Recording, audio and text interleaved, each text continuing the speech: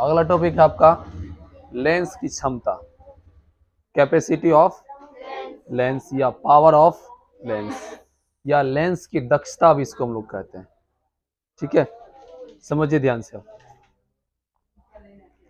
तो उत्तल लेंस में जब कोई प्रकाश की किरण कहां से गुजरता है, मुख अक्ष के समांतर गुजरता है। कहां से गुजरता है, मुख अक्ष के समांतर गुजरता है, तो वो क्या करता है, प्रकाश के सभी किरणों को अपवर्तित करके कहां मिलाता है, एक ही बिंदु पर या फोकस पर मिलाता है। कहां मिलाता है, एक ही बिंदु पर या फोकस पर मिलाता है। इसी क्षमता को, इसी दक्षता को, इसी इफिशियंसी को क्या कहते हैं, लेंस का क्षमता। क्या कहते हैं, क्षमता। और किसी भी लेंस का जो क्षमता होता है उसके फोकस के अपोजिट होता है, फोकस का व्युत्क्रमानुपाती होता है।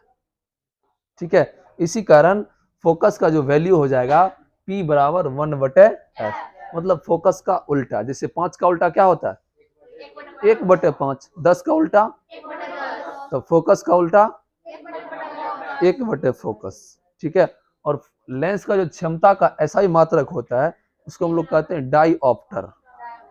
क्या कहते हैं, और उसे D से या कभी कभी P से भी सूचित किया जाता है। ठीक है, तो D बराबर 1/f, ये क्या हो गया, लेंस की क्षमता का सूत्र हो गया। ठीक है, और उत्तल लेंस का जो क्षमता होता है वो क्या करता है, प्रकाश की किरणों को एक ही बिंदु पर अभिसरित करता है। और हमारे आंख में कौन सा लेंस, उत्तल लेंस। इसी कारण तुम लोग का आंख क्या होता है, दर्द करता है कि जब अधिक प्रकाश को तुम्हारे आंख पर पड़ता है तो उत्तल लेंस क्या करता है, उन सभी प्रकाश की किरणों को एक ही बिंदु पर मिला के आपके आंख में एक संवेदना उत्पन्न करता है।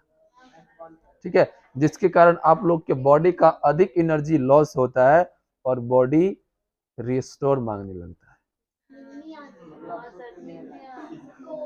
समझ में आ गया। तो उत्तल लेंस का क्या गुण है, ये सभी प्रकाश किरण को एक ही बिंदु पर मिलाता है। ठीक है, यही था आपका दूसरा चैप्टर। एक टॉपिक और है जिसका नाम है प्रिज्म, जिसकी दो भुजा क्या हो, बराबर।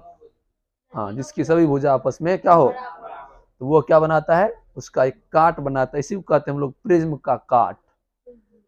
क्या कहते हैं, तो प्रिज्म का कोण मतलब दो समतल सतह जिस एंगल पर झुका होता है उसी एंगल को, उसी कोण को क्या कहते हैं, प्रिज्म का कोण।